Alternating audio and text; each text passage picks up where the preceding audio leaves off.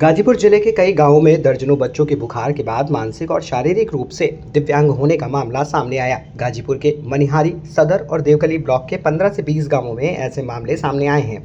इन गांवों में दर्जनों बच्चों में जन्म के कुछ दिन बाद मानसिक और शारीरिक दिव्यांगता पाई गई। इन मामलों के संज्ञान में आने के बाद डीएम ने सीएमओ और दिव्यांग कल्याण अधिकारी को मामलों की जाँच के साथ बच्चों के समुचित इलाज और सुविधाएं प्रदान करने का आदेश दिया है। और रस्सी बांधने की या किधर जाएगी, कोनो काम धंधा करे तो गाड़ी घोड़ा से चापा पड़ जाएगी, किधर वो भाग के चल छत पर जाएगी तो गिर जाएगी। बोलती भी नहीं है, खाना भी नहीं खाती, अपने से पानी भी नहीं पीती है। दिन भर में मर मैदान को के हमेशा दिन भर पर पिसा कुला करती है, बताती बोलती भी नहीं है। नहीं, एक बड़ी बहनी के 4 महीना बाद, छोटी के 6 महीना बाद वो झटका फरका बता बोली वोली बंद हो गई जी, बोलबो न करेंगे। अब आपका कितने साल की है बच्ची आपकी? बड़ी बहनी 8 साल का, छोटी 5 साल का। डॉक्टरों को कहीं बहुत दवा को गल नहीं जा, कुछ बाकी ना छोड़ नहीं जा, कौन का बताई जब बहुत को कर दवाई थकल या अभी एक बेला दवाई नागा हो जाई ना तो तुम रातों दिन तो आवे लगी फरका। वो गांव में तो बहुत लोग ऐसे जी, कई साल से मेरी नजर में था कि बच्चे विकलांग हैं, लेकिन मैंने भी सामान्य लोगों की नजरों से देखा कि विकलांग तो बहुत लोग होते हैं। लेकिन जब और बच्चे मिले, फिर मैंने घर घर जाने की यात्रा शुरू करी, कई गांव की। और जब मैंने इस यात्रा का आयोजन करा तब मुझे पता लगा कि एक निश्चित एरिया के अंतर्गत जो कुछ 10-12 गांव आते हैं, उन गांवों में बहुत सारे बच्चे विकलांग हो चुके हैं।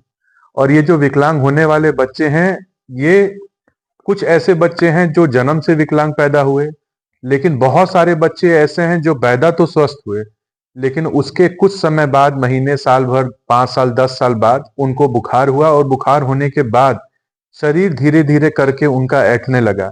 और कुछ लोग दिमागी रूप से भी विकलांग हो गए, और कुछ ऐसे हैं जो दिमाग और शरीर दोनों से विकलांग हो गए, और कुछ ऐसे भी हैं कि एक एक घर में 3-3 लोग विकलांग हैं, 2-2 सगी बहनें विकलांग हैं, और ये एक साथ विकलांग नहीं हुई और ना पैदाइश इनकी विकलांग थी।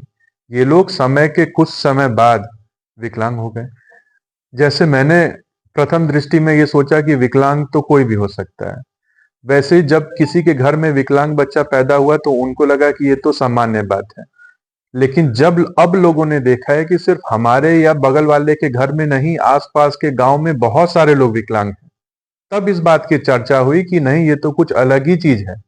मैंने खुद से जो घर घर जाकर के सर्वे किया, लगभग 50 के करीब तो फोटो, नाम, नंबर के साथ मेरे पास लिस्ट मौजूद है उन बच्चों की जो विकलांग हो चुके हैं। और ये सारे बच्चे 18 वर्ष से कम उम्र के लोग हैं। अगर उस लिस्ट में मैं 18 प्लस वालों को जोड़ दूं तब तो न जाने कितनी बड़ी लिस्ट हो जाएगी। और मुझे संभावना है कि उन गांवों में जहां मैं गया हूं, उसके अलावा भी उनके अगल बगल के जो गांव हैं, अगर उसमें भी सर्वे करा लिया जाए तो बहुत सारे बच्चे निकल करके आएंगे। जी, मैंने कई बार यहाँ पर पहल करी, सोशल मीडिया का उपयोग करा, मेल के माध्यम से भी जिला प्रशासन को अवगत कराया, समय मांगा कि मुझे मिलना है और मिल करके मैं बताना चाहता हूँ इस बारे में, लेकिन कोई रिस्पांस नहीं आया। फिर मैं भागा भागा राज्यपाल जी के पास गया।